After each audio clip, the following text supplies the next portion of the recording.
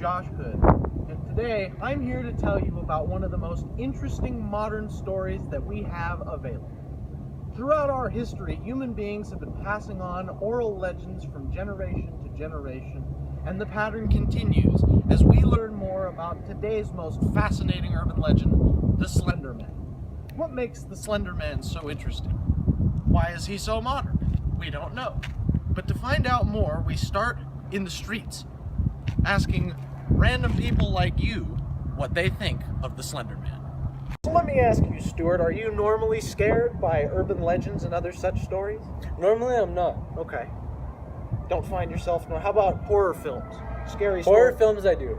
Scary stories in general, though? Stuart, Like, in your experience, do you find the Slender Man to be scary? I do actually find the Slender Man to be scary. Now let me ask why, as opposed to other urban legends. Because he stalks his prey and he messes with their mind, and I find that very disturbing. It's very scary indeed. Yes. Now, Stuart, in your personal experience, how does Slender Man rank with these other urban legends in terms of not only scariness but overall intrigue? How interested are you in Slender Man?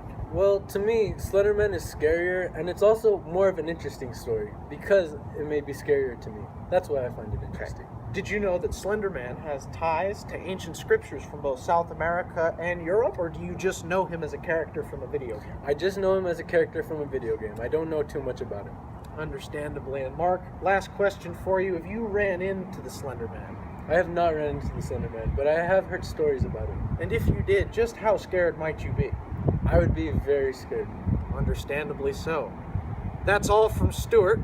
We'll be moving on to our specialist soon. Thank you, Stuart. Thank you. This whole time we have been talking about this mythical figure of the Slender Man, yet we have yet to really cover who this figure is and where his story stems from. The legend behind the Slender Man comes from an internet forum in 2009, where a challenge was made to create the best photoshopped paranormal photo that the users could create. The winner of this contest was a gentleman that photoshopped a long, slender, shady figure without a face into the background of many photos where he was shown to be stalking children. From there, the legend of Slender Man grew.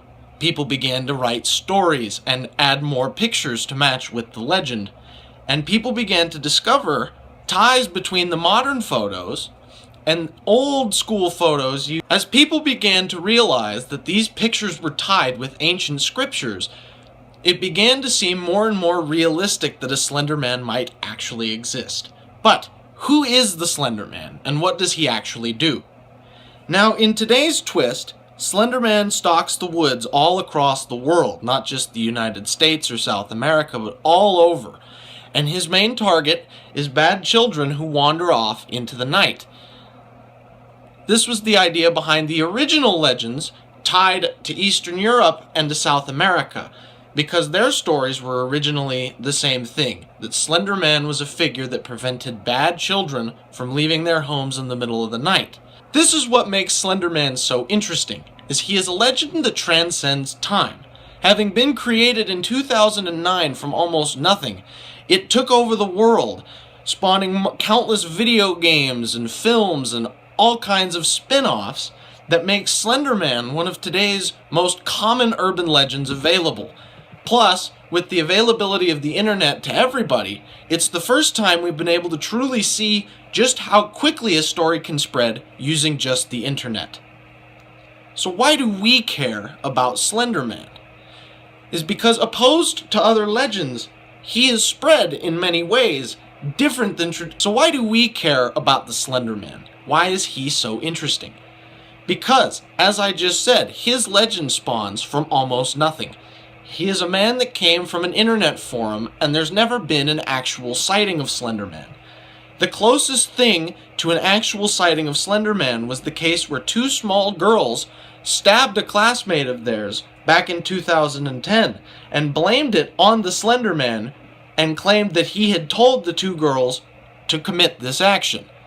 This is the closest thing to a real interaction with Slender Man that we have available.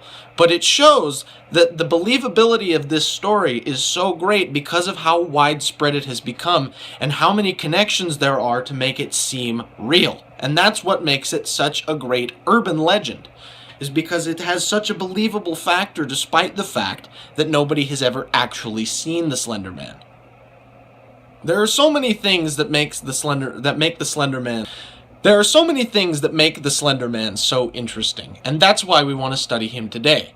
For further knowledge, we turn to someone who's an expert on the matter, to our Dr. Wet in the field of Slender Man studies.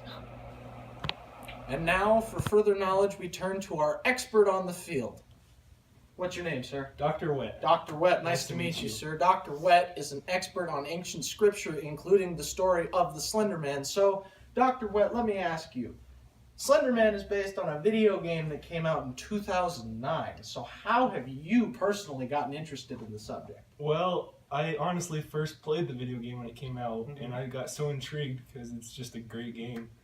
But after I played the game, I started reading books and reading articles, and I got so much more intrigued that I started doing my own research on them and wrote many books and articles myself. Ah, see? So based on your research and what you've come to acquire for knowledge, where do you think that the Slender Man originated? Because his origin is very much up for debate still. I'd say he's somewhere south of here, like in South America, around Argentina. Okay. See, and that is a very common place to find ancient photographs and drawings of him. However, it's not the only place, as many people have found some out of Eastern Europe as well. So it's interesting to hear from an expert who concludes he comes from South America. Now let me also ask, as someone who's studied literature, do you find Slender Man to be more of an urban legend or a myth? That's a tough one, but I'd have to go with urban legend for some reasons. Number one, he's not really like a god or a Greek god or a deity or anything. And then number two is that he's been cited by multiple accounts of people in USA, in Southern America, even in Europe sometimes. And so we have different people saying that they saw him.